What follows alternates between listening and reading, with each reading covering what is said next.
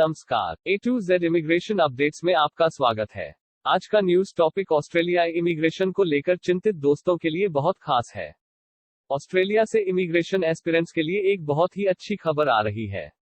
यहां प्रधानमंत्री Scott Morrison के स्किल्ड इमिग्रेशन को लेकर सुर कुछ बदले नजर आ रहे हैं। ऑस्ट्रेलिया इमिग्रेशन के विशेषज्ञ लिखते हैं कि प्रधानमंत्री स्कॉट मॉरिसन और उनकी पार्टी अब इकोनॉमिक ग्रोथ और प्रॉस्पेरिटी के लिए इमिग्रेशन की इंपॉर्टेंस को समझने लगी है।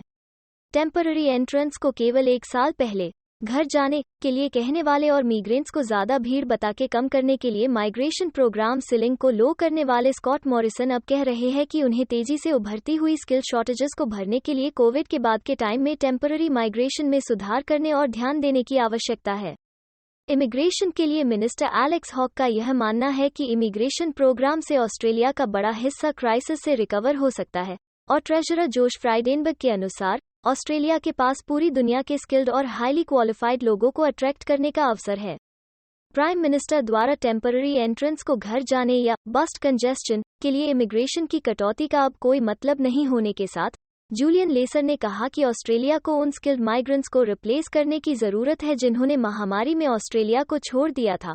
स्किल्ड माइग्रेंट्स की वापसी के बिना ऑस्ट्रेलिया की इकोनॉमिक रिकवरी गंभीर रूप से अफेक्ट होगी और ऑस्ट्रेलियंस के लिए अधिक जॉब्स क्रिएट करना बहुत मुश्किल होगा।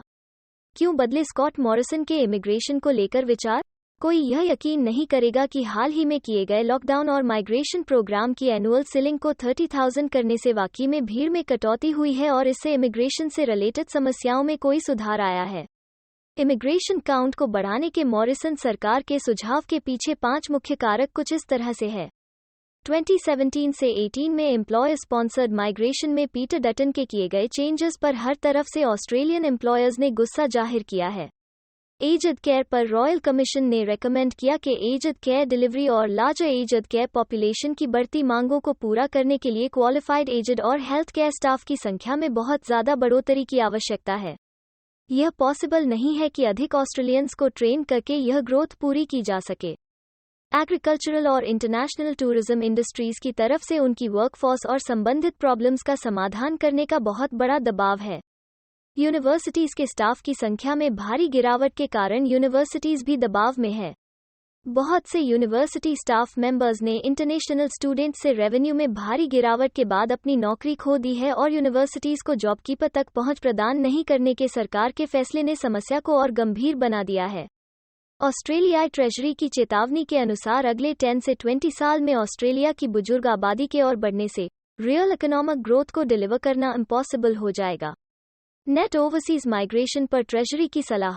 क्योंकि ऑस्ट्रेलिया में ओल्ड एज जनरेशन की बढ़ोतरी लगातार दूसरे दशक में एंटर हो चुकी है, ऐसे में गवर्नमेंट के ऊपर रियल इकोनॉमिक ग्रोथ को हायर लेवल्स पर पहुंचाने और बड़े स्केल पर सरकारी कर्ज को चुकाने का बहुत बड़ा दबाव है।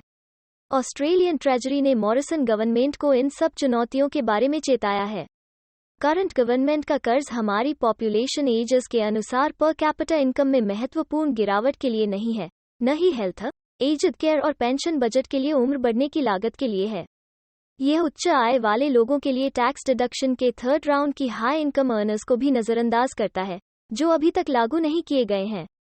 पॉपुलेशन एजिंग और नए माइग्रेंट के ना आने का मतलब होगा कि पिछले दशक की बहुत कमजोर प्रोडक्टिविटी ग्रोथ और कम वर्कहॉर्स को दोहराना। रियल इकोनॉमिक ग्रोथ को पूरा करने के लिए मॉरिसन और फ्राइडेनबर्ग की मांग है कि ट्रेजरी नेट ओवरसीज माइग्रेशन में तेजी से 235,000 इमिग्रेंट्स के हर साल के लॉन्ग टर्म लेवल पर अनुमान लगाए और इसके भविष्य में होने वाले प्रभावों को जांचें। ये ट्रेजरी के लिए भी मैक्रो लेवल पर सोचने वाला काम होगा कि किस तरह इमिग्रेशन को दोबारा से नियमित किया जाए और इससे होने वाले जोखिम का मूल्यांकन किया जाए। इस काम को पूरा करने की जिम्मेदारी नए इमिग्रेशन मिनिस्टर हॉक की मदद के साथ डटन और पेजुल्लो संभालेंगे।